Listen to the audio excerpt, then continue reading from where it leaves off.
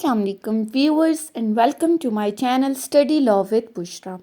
So in today's video we are going to discuss the topic of bail and its various kinds under CRPC. But before starting the discussion, I request you all to please subscribe to my channel and don't forget to press the bell icon for latest updates. Do share this video with your friends and don't forget to comment your feedback. So let's move towards the discussion. Bail and its kind under CRPC. So first we will discuss what does the word bail mean. Bail simply हम इसको उर्दू में कहते हैं जमानत. Generally, bail is the short term release of accused awaiting the trial. कोई ऐसा बंदा जिस पर किसी किस्म का कोई इल्ज़ाम लगाया गया है, वो मुल्जिम है, उसको थोड़े अरसे के लिए रिलीज कर देना, ये जनरली बेल का मतलब था. अगर हम लीगली बेल को डिफाइन करें तो bail simply means the release of person from the custody of police into the hands of surety who undertakes to produce him before the court of law as and when required. यानी कि police की custody से किसी को छुड़ाना. अब वो कौन छुड़ा रहा है? कोई तीसरा बंदा जो उसकी श्योरिटी दे रहा है, जो जामिन बन रहा है. और वो क्या जमानत दे रहा है कि आप इसको रिलीज करें, पुलिस कस्टडी से मेरी कस्टडी में ले आए, और जब कभी भी कोर्ट इसे बुलाएगी तो मैं इसे कोर्ट में पेश करूंगा. जब भी कोर्ट डिमांड करेगी मैं इसे कोर्ट में प्रोड्यूस करूंगा. इसे कहते हैं हम बेल. अब ये तो हमने जनरली बेल को डिस्कस कर लिया. अब देखते हैं कि बेल की काइंड्स क्या हैं हमारे पास. बुनियादी तौर पर बेल की हमारे पास टू मेन काइंड्स हैं, प्री अरेस्ट बेल और पोस्ट अरेस्ट बेल. जमानत कबल अज गिरफ्तारी और जमानत बाद अज गिरफ्तारी. नाम से ही जाहिर है, जमानत कबल अज गिरफ्तारी का मतलब क्या है कि गिरफ्तार होने से पहले जो आप जमानत के लिए अप्लाई करते हो, जो बेल के लिए अप्लाई करते हो, यानी कि आपके खिलाफ एफआईआर दर्ज हुई और अब एफआईआर दर्ज होगी तो फौरन आपको अरेस्ट किया जाएगा. लेकिन अरेस्ट होने से पहले आप कोर्ट में जाके बेल के लिए अप्लाई करो तो उसको हम कहेंगे प्री अरेस्ट बेल. सीआरपीसी का सेक्शन 498 डील करता है प्री अरेस्ट बेल के साथ. After the registration of FIR and before the arrest, person take bail before arrest और pre arrest bail from the relevant session court. अब उसको proof क्या करना होता है? वो कोर्ट में जाएगा और ये चीज जब वो बेल के लिए एप्लीकेशन देगा तो वो साथ में ये चीज अटैच करेगा जिसमें ये लिखा होगा that he will prove himself that he is a respectable citizen. और जो सूट इसके खिलाफ फाइल किया गया है वो टोटली गलत है. वो ये चीज प्रूव करेगा कि उसने किसी किस्म का कोई गुनाह नहीं किया, कोई क्राइम कमिट नहीं किया, वो इनोसेंट है. तो फिर उसके बाद कोर्ट क्या करेगी? उसको प्री अरेस्ट बेल ग्रांट करेगी. लेकिन इसके साथ साथ कोर्ट जो है वो प्रोसिक्यूशन को भी इनवाइट करेगी और दोनों पार्टीज को सुनने के बाद कोर्ट ये डिसाइड करेगी कि क्या इसकी प्री अरेस्ट बेल को कंफर्म करना चाहिए, या अगर कोर्ट को लगता है वो सेटिस्फाई नहीं है तो उस सूरत में कोर्ट के पास ये राइट है कि वो प्री अरेस्ट बेल को रिजेक्ट कर सकता है, वो प्री अरेस्ट बेल को कैंसिल भी कर सकता है instead of confirmation of that bail. ये थी पहली काइंड प्री अरेस्ट बेल. जो सेकंड काइंड है पोस्ट अरेस्ट बेल, उसको डिस्कस करने से पहले यहां पर हमारे पास एक और काइंड है प्रोटेक्टिव बेल या प्रिवेंटिव बेल.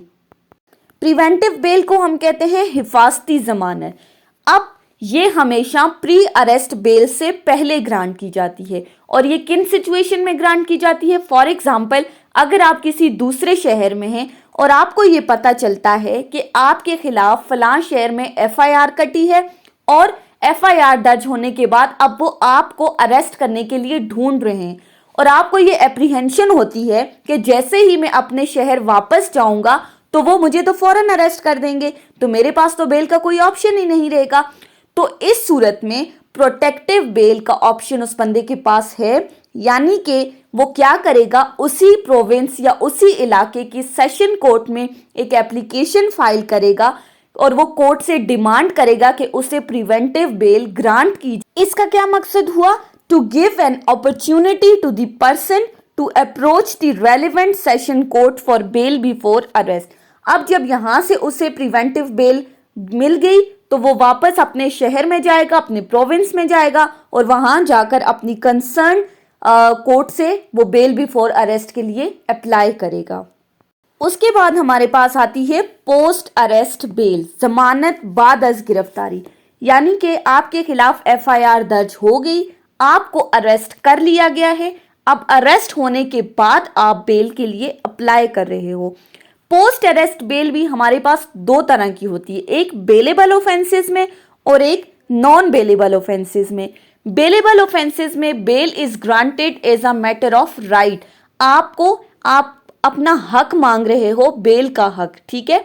आप कोर्ट में जाते हो और आप ये कहते हो कि ये चीज़ तो मेरा हक है। क्रिमिनल मैटर्स में आपने ये कहा कि मुझे लॉ ने ये हक दिया है कि बेल मिलनी चाहिए। सो आप अपने कंसर्न मैजिस्ट्रेट से बेलेबल ऑफेंसेस में bail as a matter of right के तौर पर ले लेते हो। इसके साथ सीआरपीसी का सेक्शन 496 डील करता है। जबकि दूसरा केस क्या है, नॉन बेलेबल ऑफेंसेस, जो हाई ग्रेड ऑफेंसेस है जिसमें बेल अरेस्ट विदाउट वारंट भी हो सकता है। इन केसेस में bail as a matter of right grant नहीं की जाती, बल्कि as a matter of grace या कंसेशन आपको बेल दी जाती है। सीआरपीसी का सेक्शन 497 डील करता है post arrest bail in non bailable offences. अब यहाँ नॉन बेलेबल ऑफेंसेस में भी हमारे पास दो कैटेगरीज आती हैं। कौन कौन सी? फर्स्ट वो जिसमें हमारे पास किसी ऑफेंस की पनिशमेंट 10 साल से ज्यादा है, जो प्रोहिबिटरी क्लॉज में फॉल करते हैं। और सेकेंडली जहां पर पनिशमेंट किसी ऑफेंस की 10 साल से कम है, यानी कि ऑफेंस जो है वो माइनर नेचर का है, हीनियस नेचर का नहीं है, जो नॉन प्रोहिबिटरी क्लॉज के अंदर फॉल करते हैं।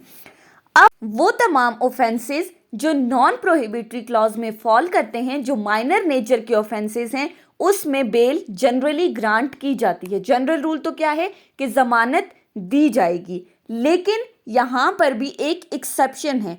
अब वो एक्सेप्शन क्या है कि अगर कोई बंदा हैबिचुअल ऑफेंडर है, वो आदी मुजरिम है, अगर कोर्ट को लगता है कि इसको बेल दी गई तो इसके बाद भी वो जुर्म करना कंटिन्यू रखेगा, अगर कोर्ट को ये लगता है, कोर्ट सेटिस्फाई नहीं है, तो फिर उस सूरत में उस बंदे को बेल नहीं ग्रांट की जाएगी। या फिर अगर कोर्ट को ये लगता है कि इस बंदे को अगर रिहा किया गया तो ये सोसाइटी को नुकसान पहुंचा सकता है, ये सोसाइटी के लिए हार्मफुल है, तो उस सूरत में भी बेल ग्रांट नहीं की जाएगी।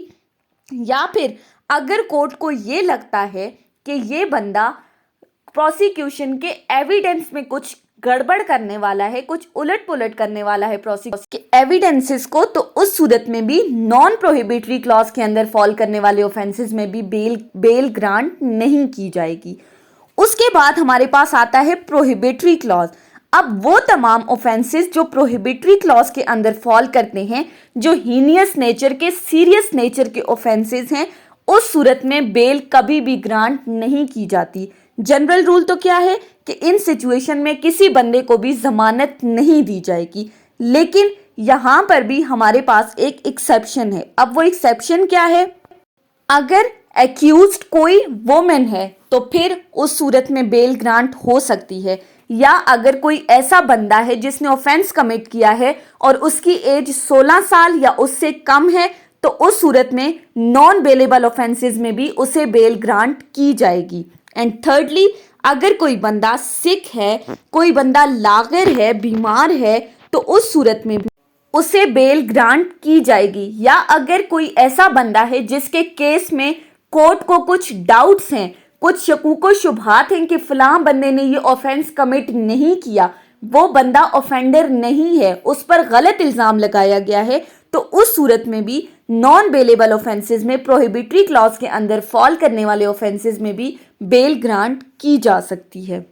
अब ये जो बेल ग्रांट की जाती है, इसका मकसद क्या है? नॉर्मली या जनरली तो लोग यही कहते हैं कि अगर किसी बंदे ने ऑफेंस कमिट किया है तो उसे जमानत पर रिहा क्यों किया जाता है, क्यों उसे जमानत दी जाती है? तो सिंपली बेल का ऑब्जेक्ट क्या है कि एक बंदे को पुलिस की कस्टडी से निकालकर प्राइवेट पर्सन की कस्टडी में देना, अब वो प्राइवेट पर्सन कौन है? वो जामिन है, वो श्योरिटी है, जिसने एक थर्ड पर्सन ने कोर्ट में जाके उस बंदे के फेवर में जमानत दी है और उस बंदे ने श्योरिटी देते हुए ये कहा कि इस बंदे को जब भी कोर्ट डिमांड करेगी वो उसे कोर्ट के सामने पेश करेगा। अब इसलिए इसे को प्राइवेट पर्सन की कस्टडी में दिया कि हमारे पास पुलिस के पास तो ऑलरेडी जेलों में कितने ज्यादा लोग होते हैं, जेल ऑलरेडी ओवर क्राउडेड होती है, और फिर पुलिस को जब इस बंदे को कोर्ट में प्रेजेंट करना होता है तो उसे पूरी एहतियात के साथ इसे जेल से निकाल कर कोर्ट में लाना होता है कि वो बंदा भाग न जाए। सो इस प्रेशर को कम करने के लिए पुलिस की कस्टडी से निकालकर उस बंदे को प्राइवेट पर्सन की कस्टडी में दिया जाता है। अब वो प्राइवेट पर्सन रिस्पॉन्सिबल है कि जब कभी भी कोर्ट उस बंदे को डिमांड करेगी वो उसको कोर्ट में पेश करेगा। और इस जो बेल का मकसद है वो एक्विटल नहीं होता, यानी कि उस बंदे को केस से रिहाई नहीं मिलती, बल्कि जनरली जो हमारा लॉ है वो किस पर बेस करता है? बेल नॉट जेल, यानी कि जमानत ना के जेल। ये थी हमारी आज की डिस्कशन बेल और उसकी काइंड्स के ऊपर। आई होप कि आपको ये टॉपिक समझ में आया होगा अगर आपने इस वीडियो को अटेंटिवली सुना है। अगर आपको ये वीडियो अच्छी लगी है तो इस वीडियो को लाइक करें, कमेंट करें, चैनल को सब्सक्राइब करना ना भूलें, और अगर किसी भी किस्म की कोई कंफ्यूजन है तो आप कमेंट्स के जरिए मुझसे पूछ सकते हैं। Thank you so much for watching this video. अल्लाह हाफिज़।